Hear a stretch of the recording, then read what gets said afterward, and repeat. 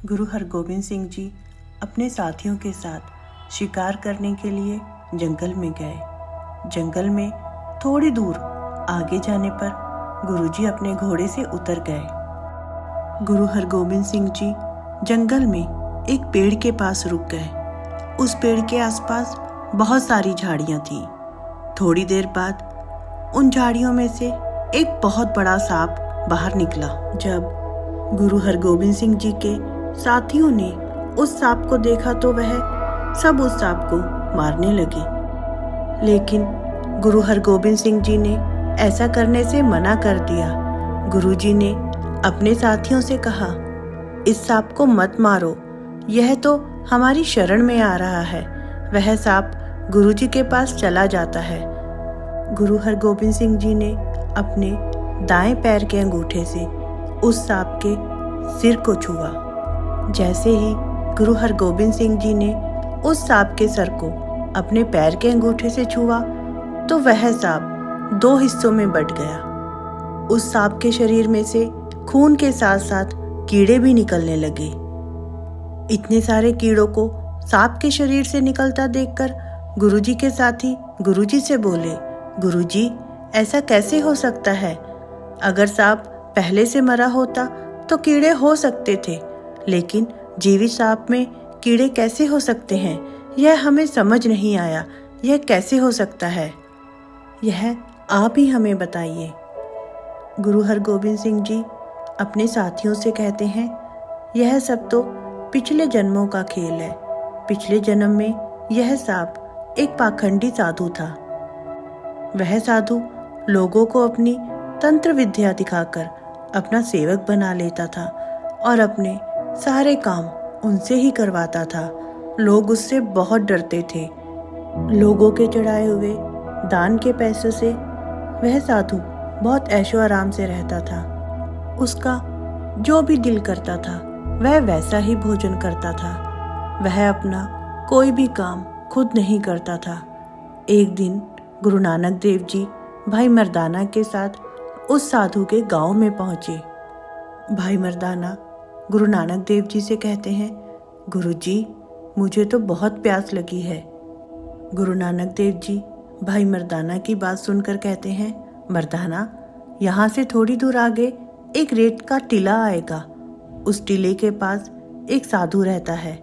तुम उस साधु के पास जाओ और उनसे पानी पी कर आओ। भाई मर्दाना गुरु नानक देव जी की आज्ञा लेकर उस साधु के पास जाते हैं और उस साधु से कहते हैं, हे महाराज, मुझे बहुत प्यास लगी है, कृपया आप मुझे पानी दे दीजिए। वह साधु उस समय आराम कर रहा था। वह भाई मर्दाना से कहता है, तुम थोड़ी देर इंतजार करो, अभी मेरे सेवक आएंगे और वह तुम्हें पानी दे देंगे। वह साधु बहुत आलसी था।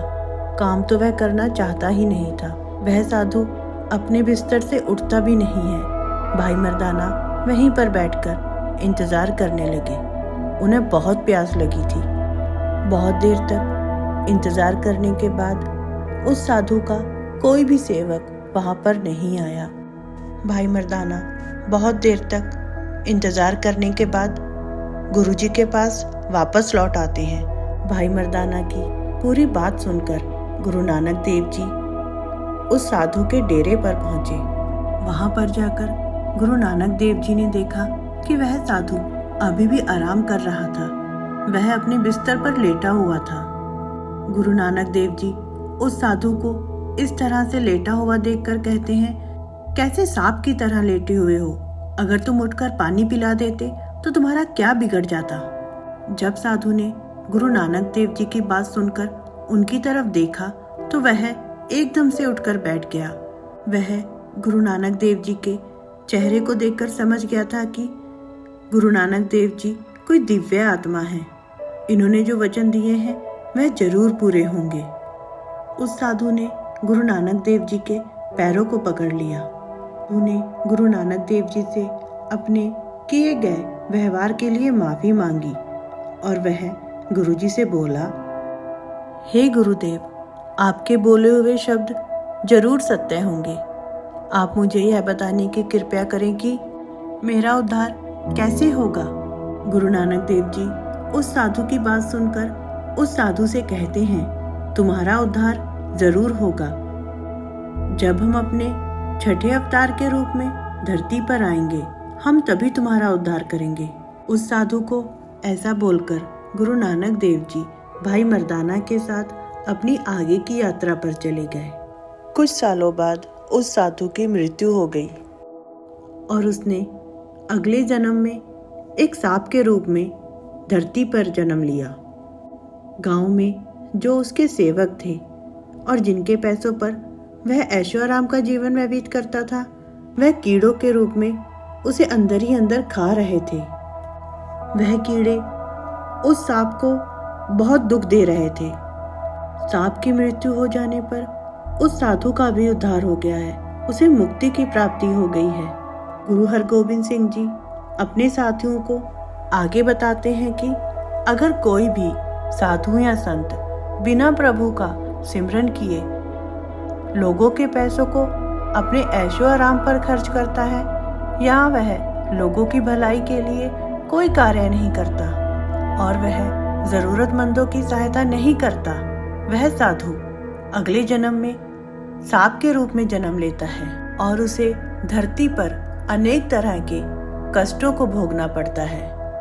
गुरु हरगोबिंद सिंह जी ने अपने पैर के अंगूठे से उस सांप का उद्धार किया और उस साधु को गुरु नानक देव जी के श्राप से मुक्ति दी। तो दोस्तों, आपको हमारी आज की साखी कैसी लगी? आप हमें कमेंट बॉक्स में जरूर बताएं और प्लीज आप हमारे चैनल को लाइक, शेयर और सब्सक्राइब जरूर कीजिए। कल फिर से मिलते हैं एक नई साखी के साथ।